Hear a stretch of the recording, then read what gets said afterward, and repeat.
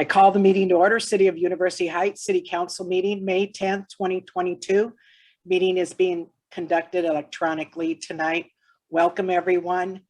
4 council are here. Doug Swales will probably be joining us. Let me know when he's joining. Oh, did I see him? No. Okay. But let me know when he joins. Okay, Mike. Yes. So first thing is approval of minutes, April 12, 2022. The minutes were circulated. Are there any additions or corrections? Hearing none, the minutes are approved by unanimous consent. I want to start the meeting to have a special presentation from Chief Kelsey to Kevin Sanders. Chief? Can everybody hear me? Yes. Yes. The physical presentation of this award went to Kevin last Friday, but I wanted to make sure that council was aware and that it was part of our official record. I've had the good fortune and honor to build a strong professional relationship with Kevin Sanders.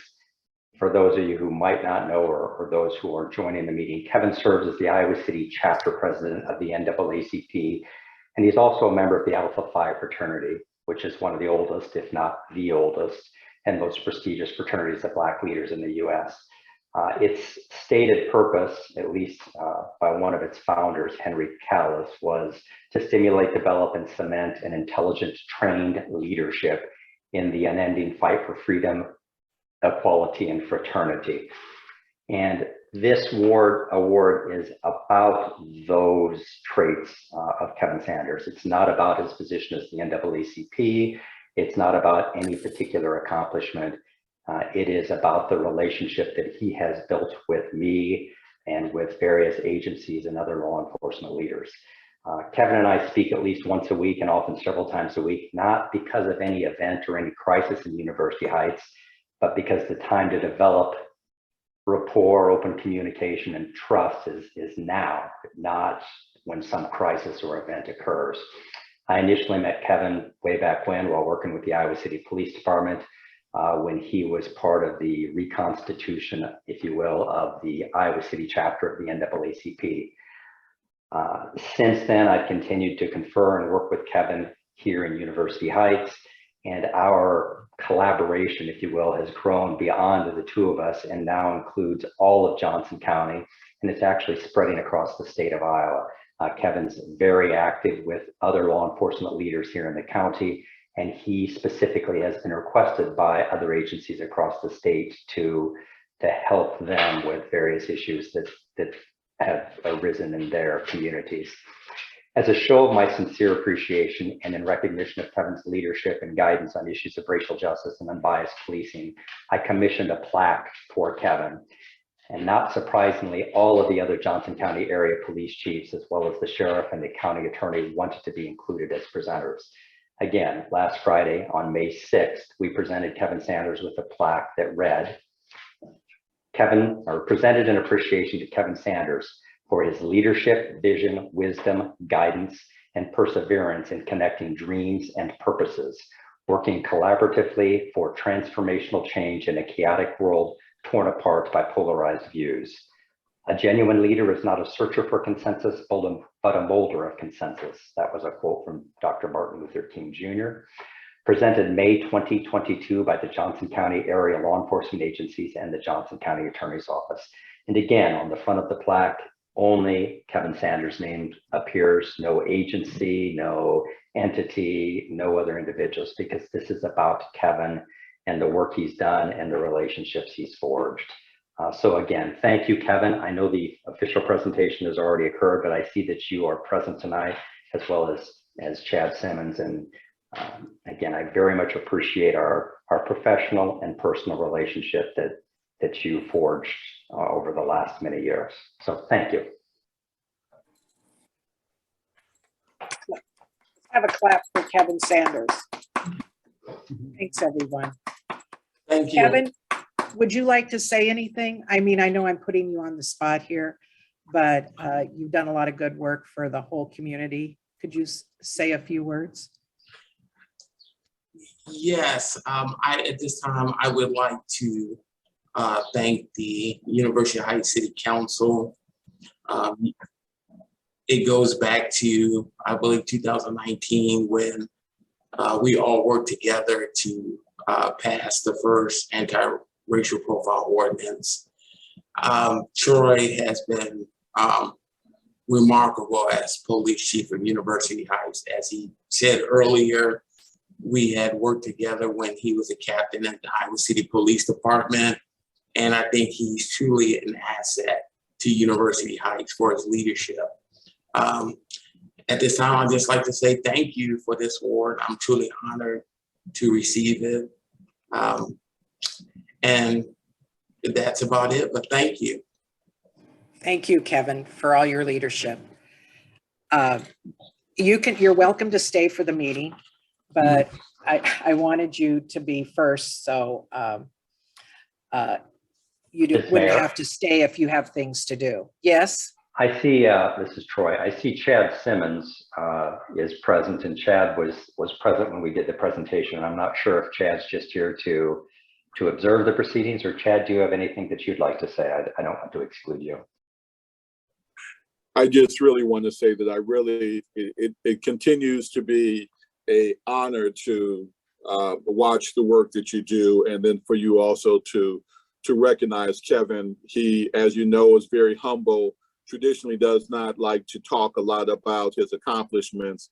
We find out by accident, and then we try to share. So this was one of the events where he allowed me to make sure that I could bear witness so that I could share with others. But I really want to let you know that the collaboration and partnership and the work that you all do for the community is critically important. And we are very proud that we can continue to call you all leaders and to call this place our home. Thank you, Chad. Okay, we'll go on to comments from the public. I see there are some, yes? Louise, I was just going to tell you that Doug is here, so we do have all 5 counselors here. Thank you. So comments from the public. Anyone who would like to speak to the public, state your name and address, and you have 5 minutes to speak. Madam Mayor and City Council, this is Sylvia Quesada at 416 Ridgeview. I'm a resident of University Heights, and I am attending tonight's meeting to also be thankful that the county recognizes the good work of Kevin Sanders. He was crucial along with LULAC and CCI in helping us pass the first anti-racial profiling ordinance in the state of Iowa. Now, what I'm here for tonight is that ordinance clearly is the responsibility of City Council, regardless of whether they passed it or not. And there are deliverables and items that need to be generated pursuant to that ordinance. And I'm here tonight to wonder and ask this council, when will you perform the duties and obligations that are provided in that ordinance? They're very specific. We purchased data back in 2019 with St. Ambrose University's criminal law professor, who was also important in helping us put together some of the monitoring systems. And most importantly and curiously, the last council put together a citizens committee to review, revisit, talk, review, revisit, and talk about what to do about the ordinance. But none of those reports have been made public. And furthermore, none of the deliverables in the ordinance have been made known. So my question as a resident who has a vested interest in making sure that University Heights is a model of excellent ethical service with our PD, I'd like to know, when are those reports forthcoming, and when is the information that is provided in the ordinance going to be completed by the City Council?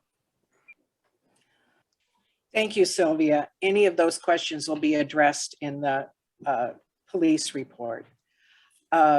Anyone else like to speak to the public? Speak from the public to the council? I'm sorry. This is Warren Tunwall at 100 Kozer Avenue. I understand the speed study was done on Kozer Avenue, Just a couple of questions, because I think we were gone at the time. Do you know when you expect those results to be available from the county? We'll contact you, Warren, after the meeting and talk to you about it. We haven't received any results. Is there a It's- time frame that you expect them? No, or- we don't have a time frame. Okay. Thank you. Yep. Would Thank anyone you. else like to speak to the council? Okay, we'll go on. First order of business is finance, and it's consideration of resolution 2209, setting the date of May 24th for a public hearing on proposal to enter into the general obligation corporate purpose bond agreement and to borrow money there under in a principal amount to not to exceed 1.1 million. Now, that was Maggie Berger is at the meeting tonight. She presented at the April meeting all the details of it. And so, and has a timeline. Could you show the timeline, Mike, of that? And Mayor, I can just walk you through the timeline if you would like, if Mike is. Okay. Well, thank you, Maggie. That's not a problem. I have it pulled up on my second screen here. So tonight, the action that we're asking you to do is to set a date of public hearing. This is a resolution. This is really a requirement in the code section that you set a date of public hearing. We're asking for that public hearing to be in an amount not to exceed $1,100,000. Right now, based on what we had presented at the April meeting, we are looking for a bond sale issuance of $1,035,000. So we always tend to round up just because we don't want you to come back next week and, kind of at the last minute say, by the way, we think this cost is going to go up by $20,000 and we didn't have any cushion in that number. The hearing is just a not to exceed number. We intend to issue at the amount that you actually need, which will be lower. It does not do you any harm to hold the hearing higher. This is a 4 and 20 day publication notice because it is essential corporate purposes, which are things like streets, roads, sidewalks, traffic signals, water, sewer, stormwater, things like that. We're asking you then to hold the public hearing on May 24th. I believe you are already having a special evening, a special meeting that night, possibly for budget amendment purposes, I think.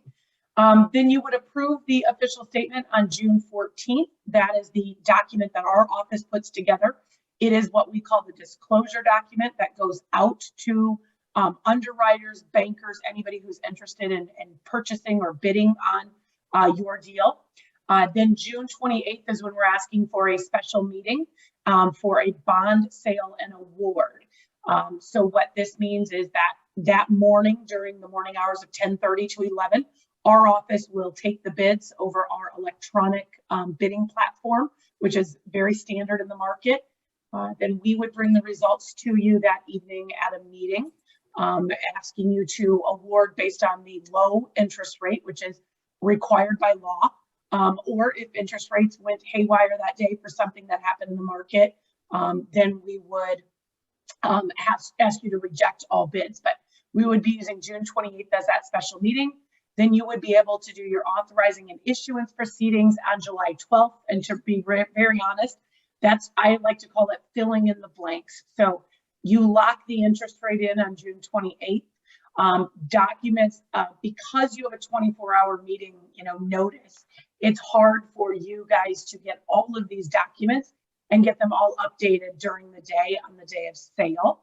It can be a little troublesome. So July 12th is when you just enter into the authorizing resolution. A lot of things for the clerk and the mayor to sign. July 27th, no bond, no meeting needed. That's just bond closing. That's the day that you would receive your bond proceeds. So I'd be happy to answer any questions about the timeline or the resolution that's in front of you this evening to set the date of public hearing. That resolution includes the notice that your city clerk will send over to the newspaper for publication. Any questions for Maggie? Okay, resolution 2209 09 is before the council. Is there a motion?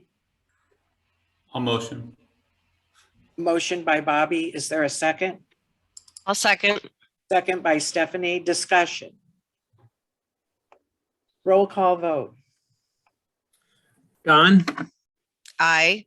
Moore, Aye. Schroeder, Aye. Scott, Aye. Swales. Aye. Motion carries 5-0.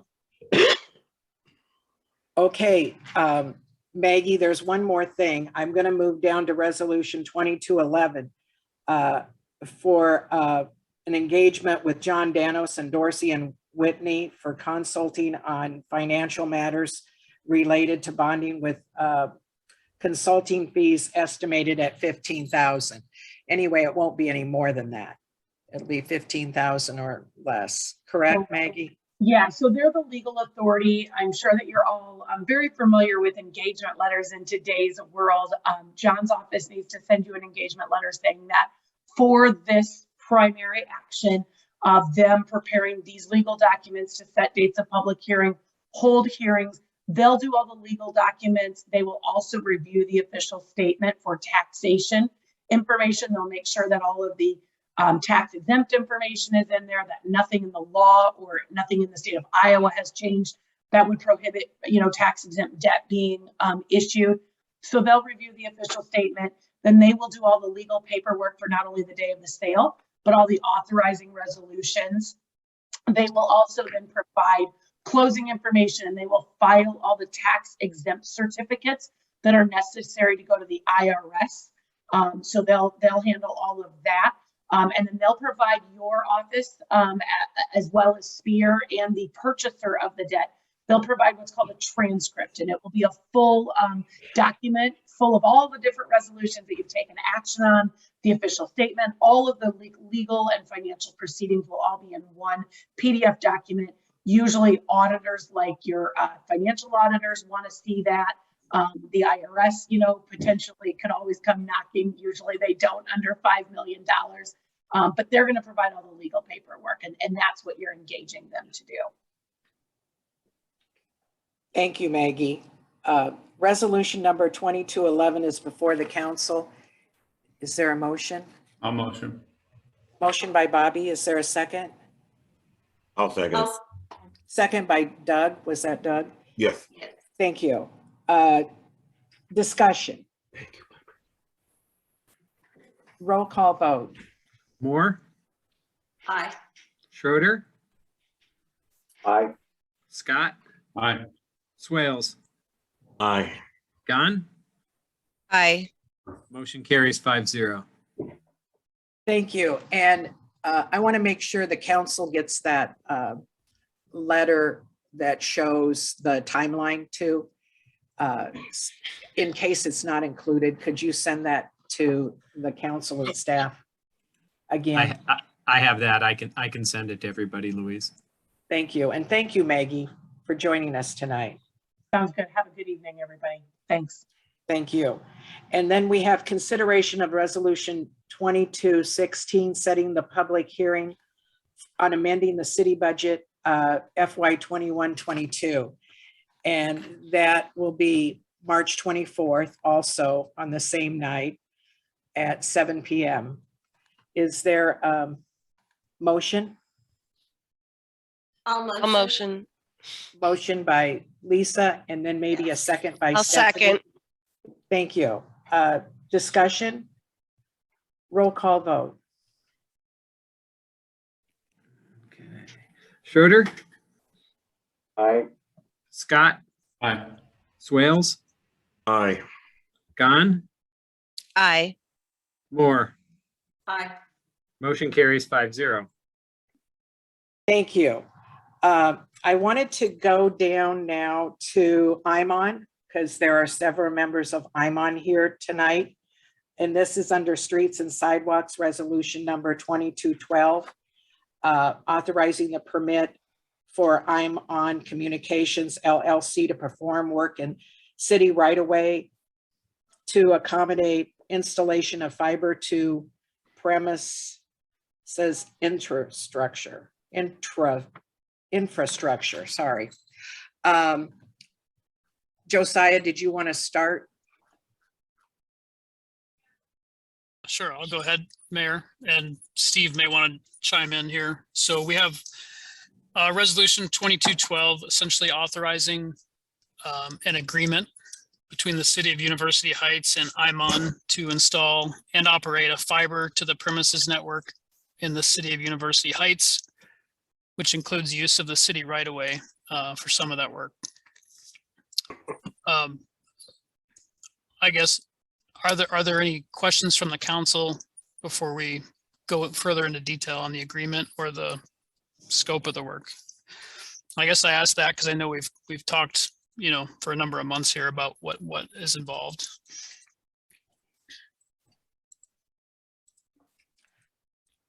I feel a lot of questions have been answered over the past few months, but if you go through some of it, it might spark some other questions. Yep. Okay. Well, as we've talked about, so IMON is working through Iowa City in this area, including University Heights. They are utilizing primarily the existing network of Mid-American overhead routes and utility poles that go throughout University Heights to run this fiber and to provide the opportunity for each household in University Heights to sign up for service and receive service from IMON. There are a number of locations in the city where the overhead routes don't necessarily fit to serve everybody. So there are a handful of underground bores and underground installations in the city right away to meet that. I'd say that's probably 80% overhead and maybe 20% underground, roughly. You know, somewhere in that vicinity.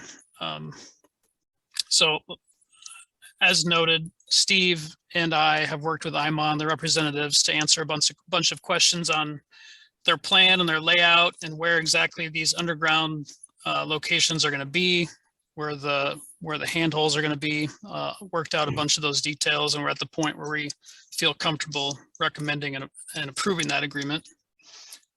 The last thing I would say is there is a couple items. So if the resolution and agreement are approved by the council tonight, the next step before we issue IMON the permit is they need to gather a number of materials, including payment of their permit fees.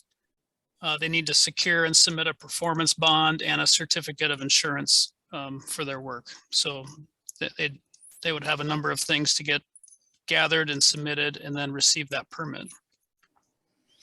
I guess at this time, I would want to ask maybe either Scott or Mike from IMON to, I guess maybe they have something to add, and then they may want to speak to how the process goes, because again, they are permitting with Mid-American for space on the overhead lines as well.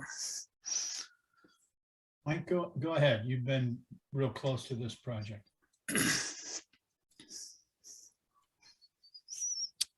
Oh, we can't hear you, Mike.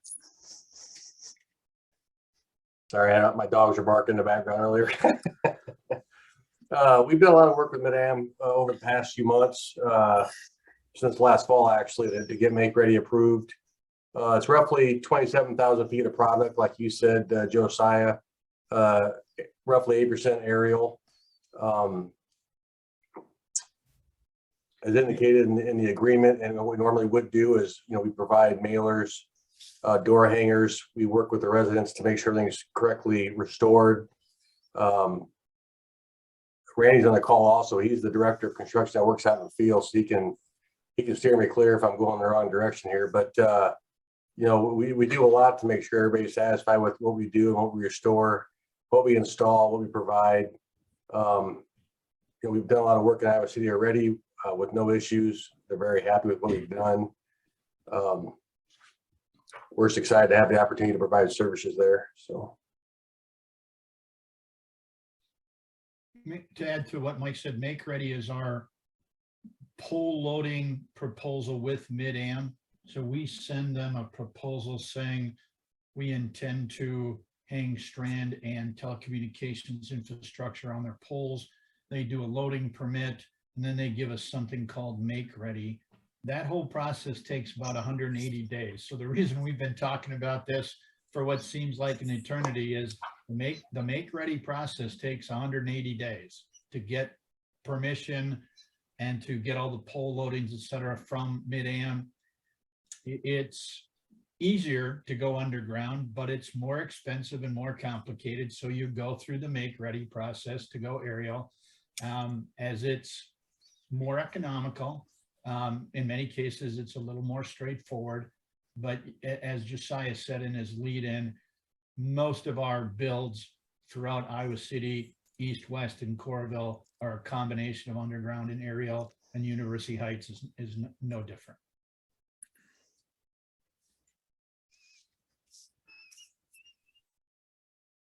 If I could add to this, when we go through and do the make ready reports with Mid-America, there's actually a good side of this because they're identifying any issues they may have with those poles, so they're corrected for the public safety. They're taken care of. So there is something good to say about having the poles looked at and visited to hook or to attach to. So when will this start after the permits are signed? Approximately. In the next, I mean, we would process the permits. We are building all around University Heights. We've got you encircled right now. We've got you surrounded. We would like to complete some access rings, and some of the things that we do through University Heights would complete things. But Randy, Mike, within the next 4 to 6 weeks. Probably sooner, I would imagine. Yeah, it would probably be sooner than that. Locates would obviously go down on the ground, getting routes set. Door hangers would go out to all the residents, giving them at least 2 to 3 days notice. If they have questions, they can call us. We can talk about locked gates or the best way to enter their backyard to get to the pole line. The more calls we get, the better. I mean, we want to do our best not to infringe, but to kind of get through this safely. University Heights is primarily aerial and is primarily rear access. So yep. That takes a higher degree of coordination and cooperation with the residents. Rear access is just something that dictates that. Correct.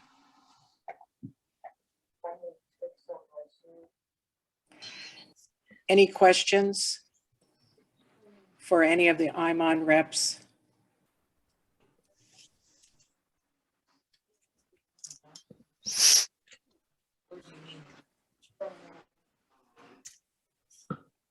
Steve, did you want to add anything? No, I don't really have much to add to what I've said in my my report and my supplemental emails. I think Josiah and the folks from IMON have covered it. Okay. So consideration of resolution number 2212 is before the council. Is there a motion? I'll motion. That was Tim? That was Oh, Bobby. that was Bobby. Okay, sorry. I'm sorry. I can second. Okay, second by Tim. Discussion. Roll call vote. Scott, Aye. I think that was Swales, Aye. Gahn, Aye. Moore, Aye. Schroeder. Aye. Motion carries 5-0. Thank you. And thanks to IMON for joining tonight and working with the staff in the city. We look forward to this going very smoothly on the aerial lines. Thank you. Thank you. It will not be without issues, but we will address every one of them. There's no such thing as a build without issues, but we are tremendous at addressing them. And I think that's the best you can do, is hear the residents and address the issues. we'd like to thank Steve Ballard and Josiah Bills-Kemper for working through the details with us. They've been very good to work with. We realize that we do this all the time and University Heights does not. So they were great in working with us. They really were. And we'd like to thank both of them. Thank you very much. We'll go on the meeting. We'll go back up to mayor's report. Thank And you all. Bye. thank you very much, You're gentlemen. welcome. Bye. We'll go up to consideration of resolution 2214. No, we're not doing that. I take that back. Steve Ballard sent an email explaining that there's a process that the CVB must go through before we adopt a resolution. So tonight, we prefer the council entertain a motion to join the CVB under the terms set forth in the resolution. And so in review, U Heights will contribute a total sum of $10,000 to CVB in FY 22-23 from the city's hotel motel tax revenue. And then the other condition is beginning FY 23-24, the city shall contribute to the CVB an amount equal to 25% of the total gross received by the city from the hotel motel tax. Did I say that correct, Bobby and Steve? Yeah, I think you said it correct. I think the amounts, the exact amounts and percentages and whatever are to be determined a little bit. They've got to agree to that, I think, is kind of the understanding. But yeah, generally, and I can, move to approve allocating a portion of the hotel motel tax revenue to be distributed and paid to the Iowa City Coralville Area Convention and Visitor Bureau, if that's helpful. So I don't know if we need to have a vote or a yay or nay. Well, yeah, that's a motion. Is that specific enough, Steve? Yeah, you bet. That just signals our intent to move forward, and that'll give Josh what he needs to do to make a formal proposal back to us. Thank you. So we have a motion by Bobby. Is there a second? I'll second. Second by Stephanie. Okay, this is a motion. All in favor, say aye. Aye. Aye. Anyone opposed, say aye. No? Okay, motion carries 5-0. Thanks, everyone. As Steve said, when we hear back from it, it'll be June, July, then we'll adopt a resolution. Right, Steve? That's correct. Okay, thank you. Let's see, I had a few notes. I wanted to say the subcommittee for ARPA met with Bobby and Steph and Mike and Steve Ballard. And it was held about a week ago, and we reviewed the application done by Iowa City, and we found that it was done by ECOG. I just got a word back from the executive director, Karen Kurt, tonight, and I haven't been able to review it, but they're willing to help us with the application. And so I will send that to the committee, and we'll continue to work on that. We tentatively had a timeline of summer to the end of summer, somewhere in there, to get the application and the deadline. But I just wanted you to know that we are still working on that for small businesses. Any questions with that? Let's see. And then I wanted to just spell out at the March 24th special meeting, we're going to have the public hearings that you just voted on, and then we'll have MetroNet from Josiah said that'll be at the May 24th meeting, and also the pavement markings contract. And then I'd like the council to discuss, those will go very, very quickly. And I'd like to have some council discussion of continuing meetings on Zoom or returning to the city office that night. I mean, not that night, but discussion that night. So be thinking about that. And then I'll go back to the agenda and we'll go, Steve, you sent around your report. Do you have anything to add tonight for legal report? I don't believe so. No, thank you. Any questions for Steve? Thanks for sending clarifications during the last few days. My pleasure. I'm sorry We if have part of that was changes confusing. all the earlier. time. We have changes all the time that happen Sure. last minute. Thank you for that. City clerk report, Mike. Sent in my written report, don't have anything else. Only thing I want to mention, you did have one other thing under the mayor's report. I do know. I just With thought of it. Resolution 2217. So Yes, I just went, oh my gosh, where is? Oh, I'm looking under, okay. Yes, consideration of resolution 2217. Thank you. Confirming appointments to Board of Adjustments. So Clayton Hargrave resigned. His main residency is in Florida, but he still has a residency here. And so I have appointed Cheryl Nugel Beinhart that will take his place to the end of 22. And then 2 new appointments are Sheila Pinter and Sharon Wrights. And Sheila term will expire in 26 and Sharon's will expire in 25. That resolution, is it 2017 is before council. I need a motion. I'll make the motion, Louise. Thank you, Lisa. Motion by Lisa. Second. I'll second it. Second by Doug. Discussion. Roll call vote. Swales. Aye. Gahn. Aye. Moore. Aye. Schroeder. Aye. Scott. Motion carries 5-0. Thank you. Okay, we'll go to city treasurer. So Lori sent around the report and it also includes the list of warrants. Are there any objections to paying the warrants? I have one to add. Okay. The press citizen bill is $425.92 for March and April legal publications.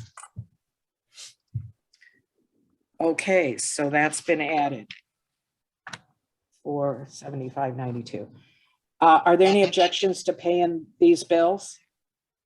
Hearing none, the bills will be paid by unanimous consent. Thank you. Now we'll go on to, was there somebody? No, okay. Community protection. Troy, you circulated a report with Stephanie. You have the floor now. Thanks. I appreciate that Sylvia brought up the contact data. That is something that I should have included. I got distracted by my presentation to Kevin. I had IT extract our traffic contact data for last year, and last year was the first year that we were doing analysis. They identified 40 traffic stops over the 12-month period that had incomplete contact data entered.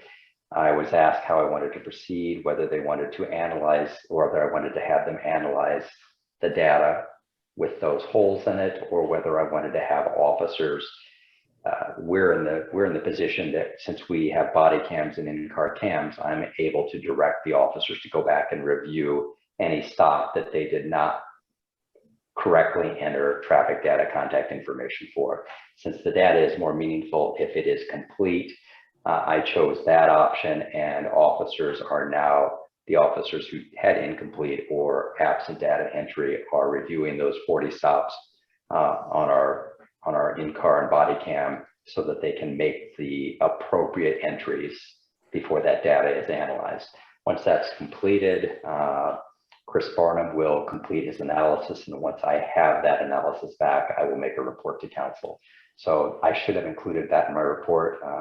I did not. Thank you, Sylvia, for bringing that up, and I hope that answers at least some of your questions. Two items that were not included in my report because they occurred after I completed my report. Today I met with a new organization that is being formed. This is the second meeting. It's a gun violence intervention program, specifically targeting the reduction of gun violence among juveniles. The University Heights Police Department is going to take an active role in that particular organization. So today was their second meeting. I was unable to attend their first.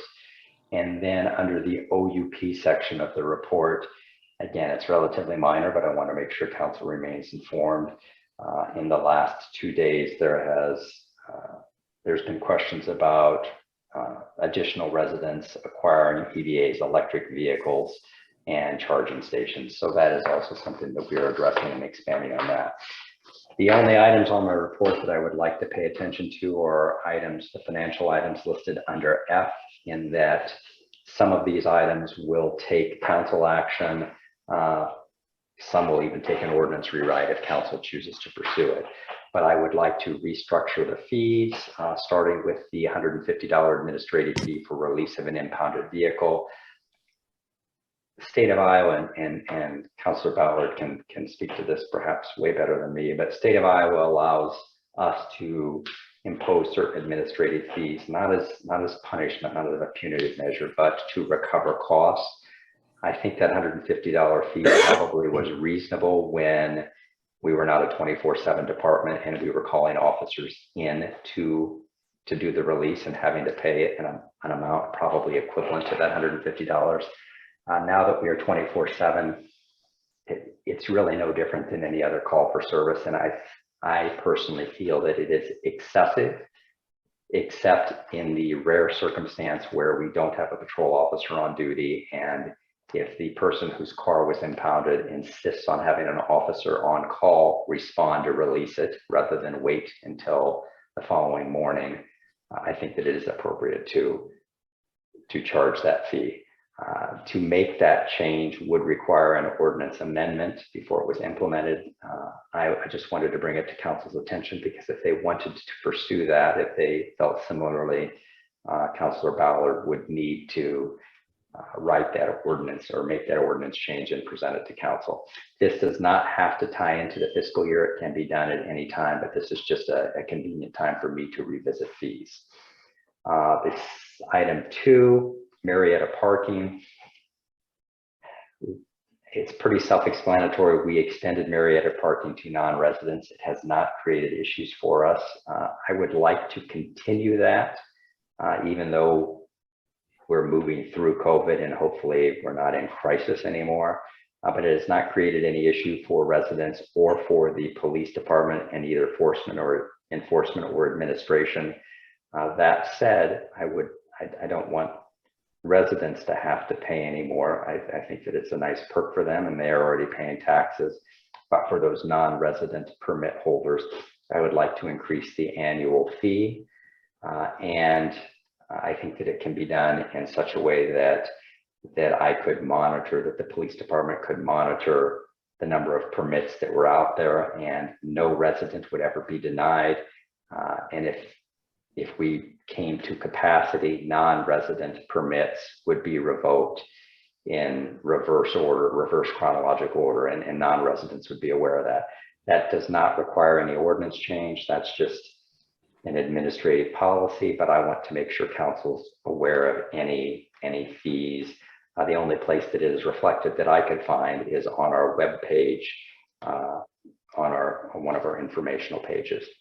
Marietta football parking permits are very underutilized. We charge $40 per game. I prorate that at the number of remaining games. We sold 2 permits last year out of the potential. There's 51 parking spaces, but on football game, there's actually more than that because of tower court parking. But anyway, we sold 2 of those. I was told back in 2019 by some of the council members on that council that the fee of $40 was set so that we would not compete, University Heights would not compete with fundraising efforts that were being done on the parking at Tower Court Apartments. You know, if that's still the wish of council, so be it. I think that it's underutilized. I either think that we do away with football parking entirely and just allow residents to continue or permit holders to continue to park there, or that we reduce the parking fee for football games to something more reasonable, such as $20 per game prorated. And that would still mean they could park there, but they could not tailgate there. But that is, again, something for council to consider. I'm not asking for any action, but this is the time prior to July 1, so either at this council meeting or the next council meeting, to make changes, because that's when our permits are tied to fiscal years. Fingerprinting, we charge a $10 fee for residents and a $20 fee for non-residents. Again, just material costs. I think it's reasonable to increase the non-resident fee to $25. And then finally, and this does require approval, Mayor, you will know, or Councilor Ballard will know, I don't know that exactly in what form, but pay raises for the cost of living increases for the officer, I need council action before July, before the new fiscal year. I attached a table for comparative purposes. University Heights is never going to be able to compete with the other area agencies, but you can see where we fall. I've had discussion about the proposed pay scale that I offered or suggested with both Steve Kuhl to make sure that it could fit with the budget numbers, both for the department and for the city, also with Bobby Scott and with Stephanie Gahn, and I've had some lesser conversations with the rest of you. This is very important to me, and those people will tell you that I was reluctant to move forward with my contract until this was worked out, because I think that it's important to take care of the officers. You have invested in and have a very professional police department right now, and while at one time that might have started with me, it has grown way beyond me now, and the face of the department is the 4 patrol officers that you see on a regular basis. So I feel strongly that this is a very warranted increase. It is the same increase that Social Security recipients are receiving, not any more than that. And I mean, you all know the federal government, and those increases tend to be more reactive, more corrective than predictive. It's just what is fair, in my opinion. So again, those are all the things that I offer out there. Mayor, you and council will take action when and as you see necessary, but those are just the things I want to make sure that I've touched on. Thank you, Chief. If okay with council, how about we put some of these actions on the June agenda? Yes. Is that okay with everyone? Yes. Okay, I see nods. I see 5 nods. Thank you. Are there, Stephanie, did you want to add anything? I don't think so at this time. Okay, Thanks. thank you. Thanks, Chief, for all of that. It's appreciated. We'll go down to, what do we have next? We got to go to finish up the engineer's report. And we have resolution number 2210, accepting the 21 panel replacement projects. Josiah, you want to just say a few words about that? Yeah, so this is something we do each time we finish a project. The council needs to take action to, like it says here, authorize payment of retainage on a project and consider that the project is complete and the contractor has fulfilled their responsibilities. Primarily, we keep track of that, and we're recommending that you do accept it. The work has been done, and they've followed up and taken care of their maintenance items after the fact. So that's what this resolution does. And then it also authorizes the city to release the retainage, which is an amount of money that you hold on to basically until the end of the project to make sure that everything that's supposed to be done gets done.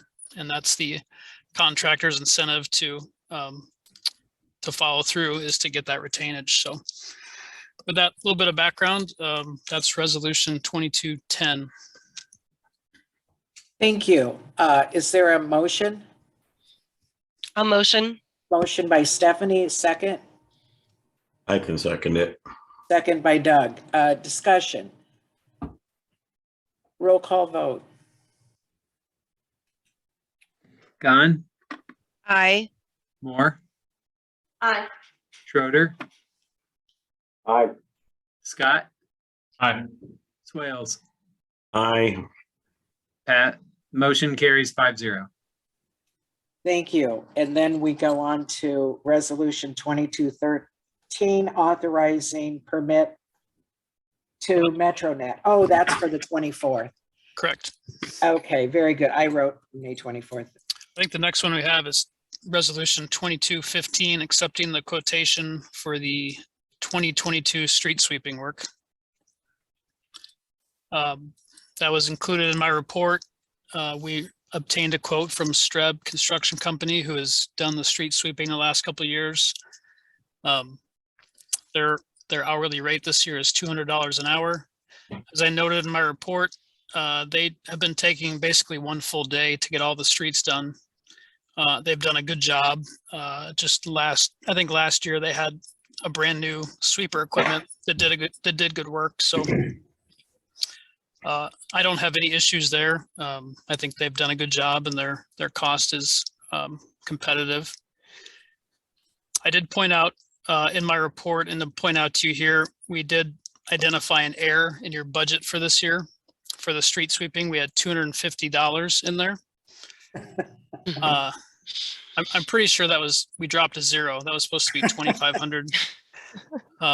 You can see that, at the quote we have here, they're going to come in under that, but that could be an issue. I did talk with Lori, and she said there's sufficient funds remaining in several other items that would have no problem covering that. So subject to the council being okay with that, we recommend approval. Okay, is there a motion? Almost. Motion by Bobby. And a second? I'll second. Second by Lisa. A discussion? Roll call vote. Moore, Aye. Schroeder, Aye. Scott, Aye. Swales, Aye. Gahn. Aye. Motion carries 5-0. Thank you very much. Doug, did you have anything to add?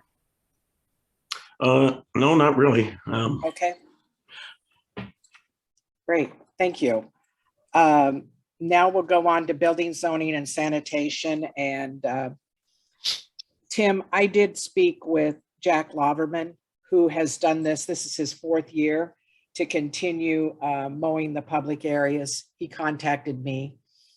And so this is consideration of motion to accept bid to continue mowing public areas in the city for $200 per month for 7 months, May through November. And so could I have a motion for this? Can I ask something real quick? Motion by Doug. Is there a second? Oh, I think Doug had a question. I had a question. When that's described as public, does that include, like, I live on a cul-de-sac down here? Is that cul-de-sac considered public, or is that considered? That's not part of what we've mow. Now, Okay. Everything's not here, but there's north of, kind of that area in front of the ravine on North Sunset, so to speak. Right. And the area around the garden. I don't have all the areas, but we've not ever covered that area down there.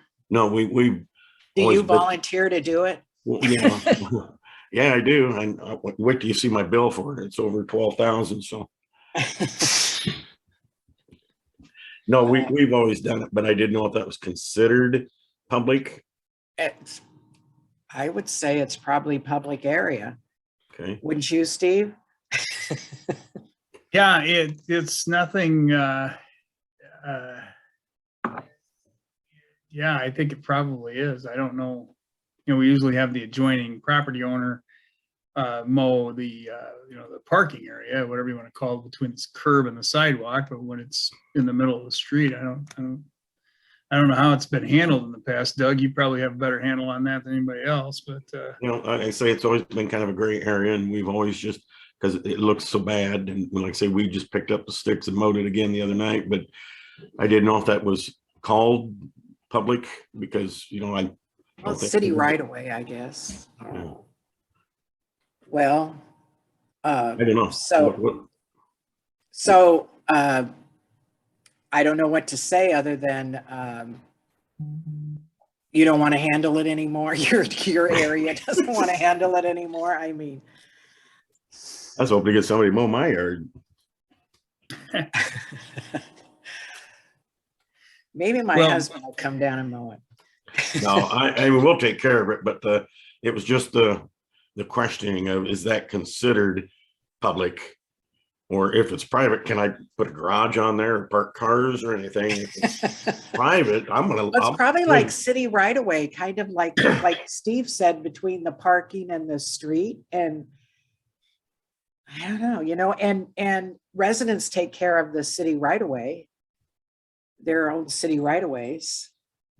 I don't know. We could look into that. So Doug, I can tell you that, I mean, it is in the city right away from Mahaska Court, that whole area. I can answer that question. As to how it gets handled, I guess that's up for discussion. Mm-hmm. Like I say, we'll just continue to do it, but if you'd Yes. like, I can speak with Jack and see if he'll add that into his areas. That's not a problem. Well, he's waiting to hear from me. So, But that's what I say. but I mean, for the same amount of money. I mean, I understand, but I'm thinking for the same amount of money. I don't know. I mean, I don't know. So Doug, I'll check back with you, okay? When I talk to Jack. Okay. Like I said, it's always been a gray area, and I just like to know one way or the other, because my neighbors ask me and I shrug my shoulders and say, heck if I know. So I just like to know one way or the other. And if it is city, well, you know, Well, even then city right away, my city right away is taken care of by me. You know, I'm so I kind of think it's the residents down there. But I don't have any property in the middle of that island. I mean, I would agree with that had I had property in the center of that island, but I don't. You know, like a curb to the sidewalk right away. I get that. Yeah, my feeling is that should be a city responsibility because it's not on the side of the street of any of the homeowners. So I think we should probably have the city take care of it. So maybe talk to Jack and see what he says, and if it's more, ask him what that is, and just go from there, I guess. Well, I'll just get back to Doug on that, see what he says. Mm-hmm. And then, because that'll have to be a council decision, I think, to add that, if there's an addition. Sounds good. So we'll go to e-government, and Lisa circulated her report. Any questions? Lisa, do you want to comment? I just wanted to say what a great success City Cleanup Day was. Thank you, Tim, for coming and helping out. And I think we would like to thank the other workers, Mike Haberkamp, Sergeant Daryl Tucker, and Patricia Yegi. Thank you all for volunteering. Thanks very much. So our next meeting will be March 24th on Zoom and at 7 o'clock. May And 24th. May 24th. I'm sorry. I do the M's and the J's. May 24th at 7 o'clock. Is there any other announcements? We have the bike breakfast on May 18th. The bookmobile, which will be starting May 31st. Farmers market starting June 7th, and the garage sale June 4th. So. And you can check the website for all the details. Is the splash pad going to be turned on anytime soon, or is it on now? I got my soap ready. I was just asking. I don't know, but I'll find out about that too, Doug. All I'll right. talk to the Parks Department. Is there any objection to adjournment? Hearing none, the meeting's adjourned by unanimous consent. Thanks, everyone, for coming.